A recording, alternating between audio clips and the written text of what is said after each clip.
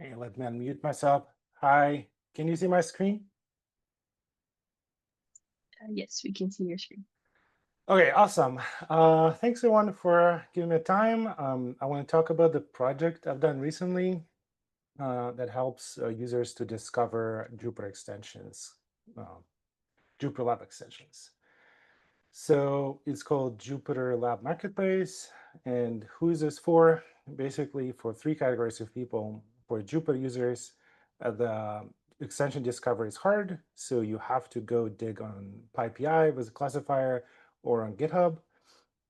And my inspiration for this was something like Visual Studio Marketplace. How many of you have used this page in the past? So I did a lot when trying to find something. So I thought, why there's no thing like that for JupyterLab extensions. So decided to build one.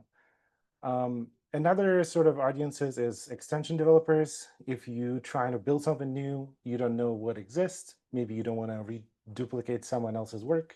So you want to go see what's out there. And I think for Project Jupyter, it's also important to get like a pulse of the ecosystem to know kind of how things are going. And it's super exciting because, as you'll see later, there are new extensions popping out literally every day. So maybe I'm gonna skip. This is like a busy meeting, so but I have like a brief history of extensions. We started with sort of separate Python server extensions and NPM packages. Managing was pain. We moved to pre-built model, and now there's Jupyter Notebook 7 and things like Jupyter Lite, all supporting the extension system, and you just publish on PyPI. A couple of years ago, Trove classifiers were added, so you can search on GitHub already on Python package index, but it's still kind of not super well organized.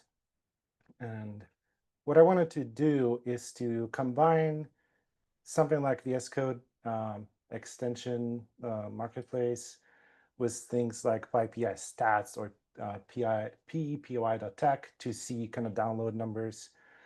And so that's the first signal I include. Whenever I can find GitHub mentioned in PyPI, I will pull in data from GitHub on stars, things like number of open issues and link to a repo. I also get the recency update from PyPI, and I can do all sort of different sorts with that to help discovery. So I'll just jump into quick demo. Should drop a link in the chat, but if you go to labextensions.dev, you see there's extensions, and so it's already running.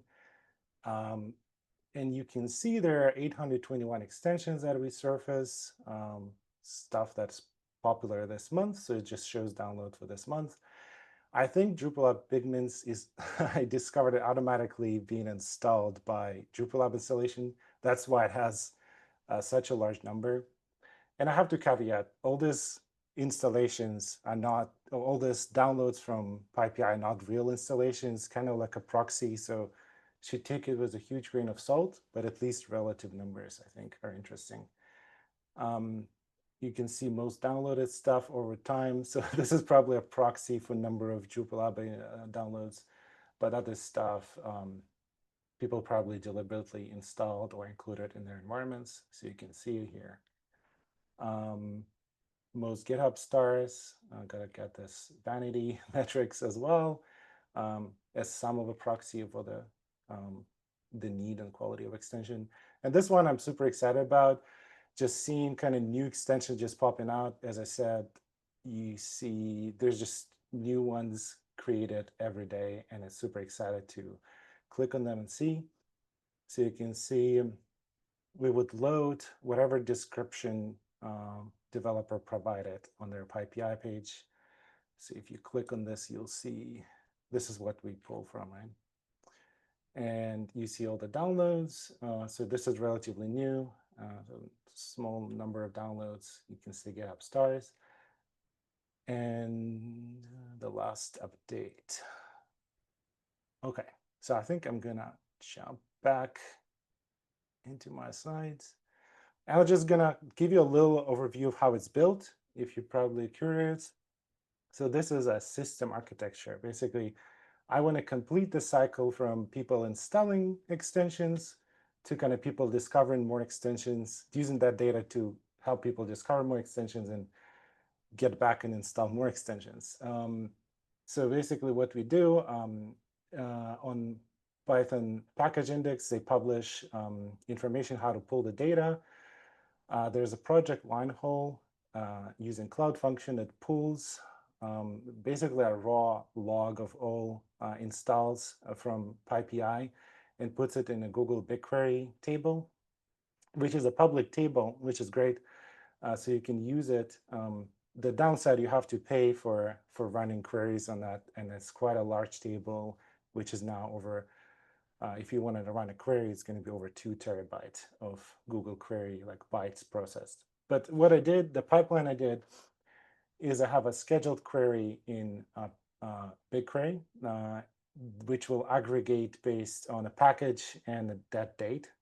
And it's not shown here, but since I aggregate metrics for last 365 days, 30 days, 7 days, and 1 day, basically I had to run initial sort of initialization query to aggregate for the last 365 days. And then after that, I just run the daily aggregations to my table. Now, then I can pull from that table I have intermediary JSON dataset. This pull is relatively cheap. So I automated this stuff with GitHub Actions. I have some block list. Some extensions been problematic. And so I just block them from appearing here. But it's a relatively short, like less than 10 extensions list. And then I get info for all the JupyterLab extensions published and their download numbers. And then I run enrichment based on GitHub data if I can find it. I want to experiment with AI enrichment, especially for things like extensions where authors did not put any README at all. So it's hard to say what it is. So it can be exciting to do a lot of interesting scanning using AI, but it's not there yet. And then after that is just automatically updated to this Postgres, Supabase, and then there's some front end that I showed you. I left the database with a public API, so if you can grab a key and do some other project with it if you want.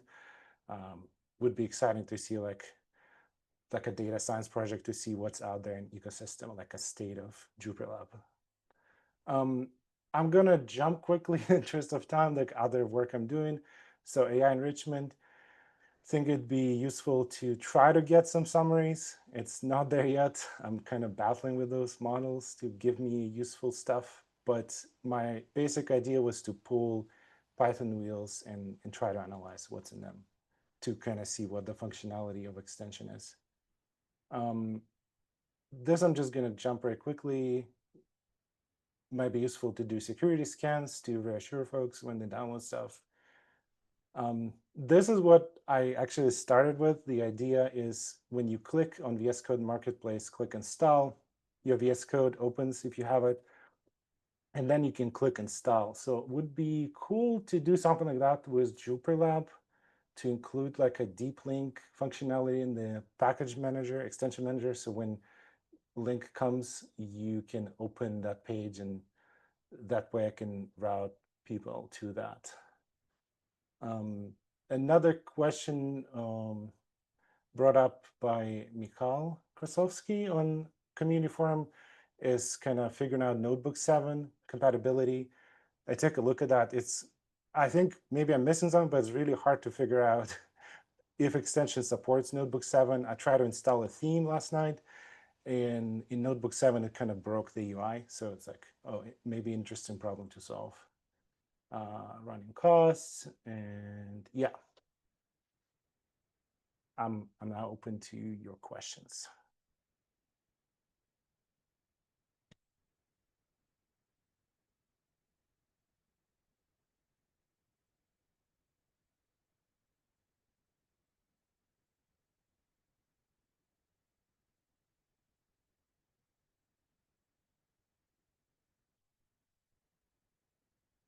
Yes, sorry. Uh, for extension developers, is there like any metadata that they should include to make it easier for you? I assume like a GitHub link, but anything else? Yeah, I would say if you have README, right? So your README, I think, is automatically uploaded to what you see on PyPI. That helps. I would love to see categories. There's something for themes, but yeah, I think for now, what I want developers to include, maybe GitHub links would be useful, good README, use a correct author. So like if you're a company, put your company as the author, maybe not like your person, because that will make it hard to identify who published the package.